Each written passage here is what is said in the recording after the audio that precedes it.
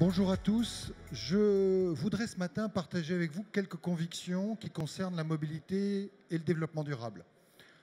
Le premier, qui est assez évident, mais je pense que ça vaut la peine de le rappeler, c'est que la mobilité, c'est essentiel. La mobilité, d'ailleurs, on se déplace pour faire quelque chose, pour rencontrer des personnes.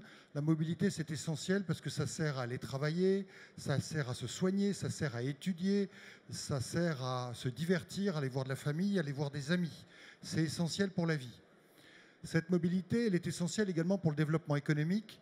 Quand on regarde les métropoles, sans solution de mobilité, les métropoles ne fonctionneraient pas. On est dans l'exemple d'un immeuble de grande hauteur où sans ascenseur, ça ne fonctionne pas. Et aujourd'hui, le transport public est devenu indispensable dans les grandes métropoles. C'est également indispensable pour assurer le lien entre les métropoles et leurs périphéries. On en a beaucoup parlé avec la fracture territoriale, pour assurer la liaison entre les villes. Et sur la fracture territoriale, aujourd'hui, on s'aperçoit que la fracture sociale est aussi une fracture territoriale et la mobilité a un rôle très important à jouer pour s'assurer qu'on se déplace de territoire en territoire et que la richesse peut elle aussi se déplacer des métropoles vers les autres territoires. Et dans ce domaine-là, je pense que vous, élus, avez un rôle très très important. Un autre enjeu du transport public, c'est évidemment le développement durable. Aujourd'hui, on fait des gros efforts dans beaucoup de domaines et on voit effectivement les scores du transport continuer à être très très élevés en matière d'émissions de CO2. C'est aujourd'hui plus de 30% au niveau européen, 27% en France. Et c'est vraiment le prochain grand challenge collectif si on veut vraiment réduire nos émissions de CO2 que d'attaquer le sujet des émissions liées au transport.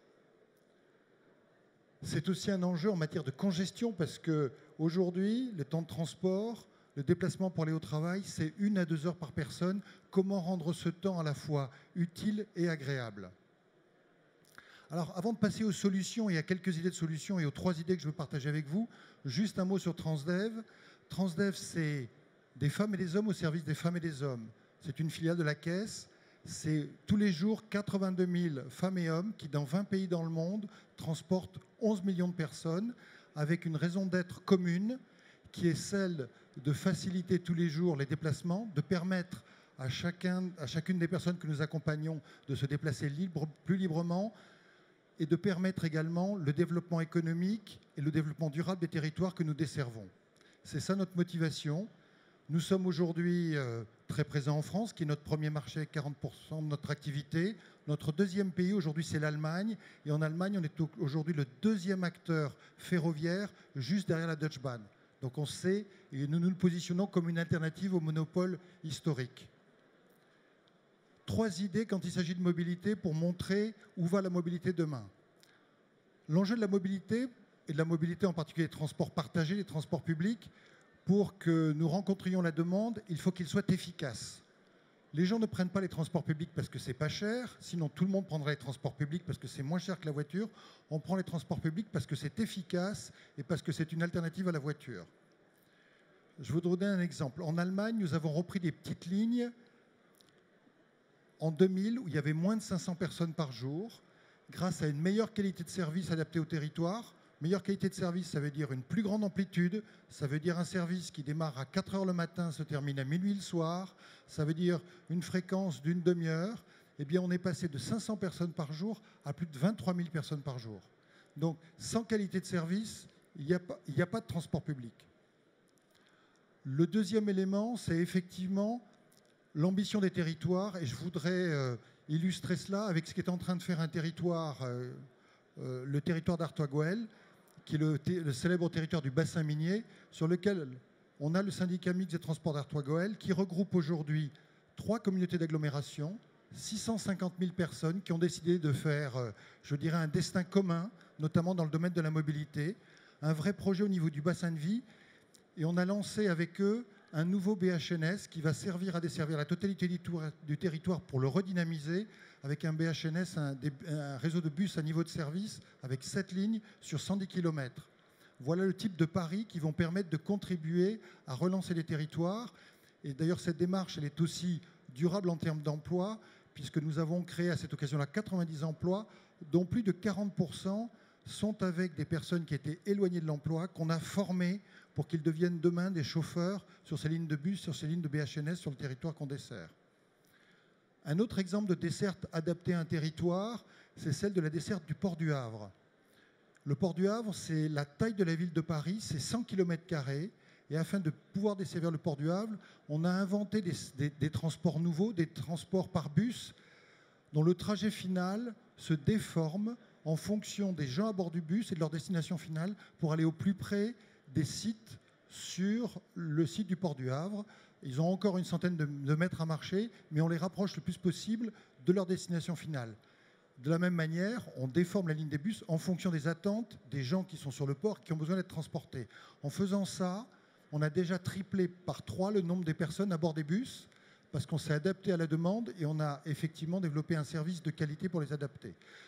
Et effectivement, le fait déjà de transporter plus de monde à bord des bus, dans des modes partagés, c'est déjà du développement durable, parce que prendre le bus par rapport à une voiture individuelle, c'est réduire par entre 20 et 50 les émissions de CO2.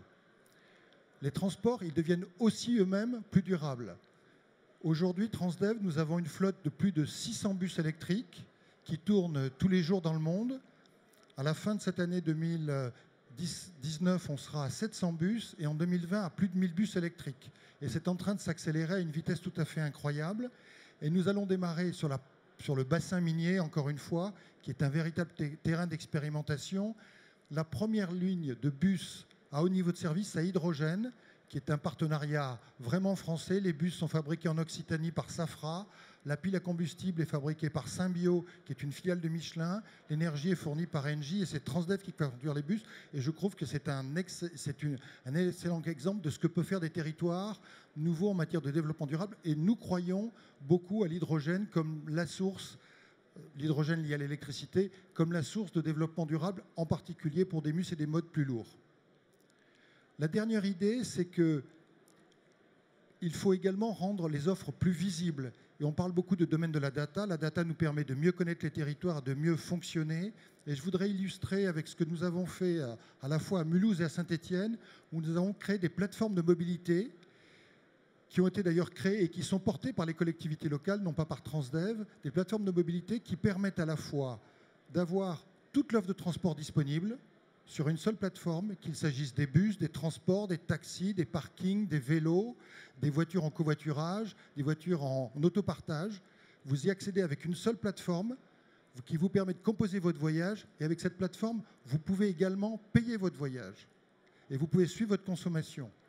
Et le secret, c'est que ces plateformes sont un succès. Elles sont aussi fréquentées et regardées sur ces territoires que les Google, parce qu'elles sont portées par la collectivité locale, qui est le garant que les données ne seront usées, les données recueillies ne seront utilisées que pour l'amélioration du transport public, et qui sont également le garant que tous les modes disponibles sur le territoire, pour autant qu'ils respectent les ambitions et les objectifs du territoire, sont bien disponibles sur la plateforme.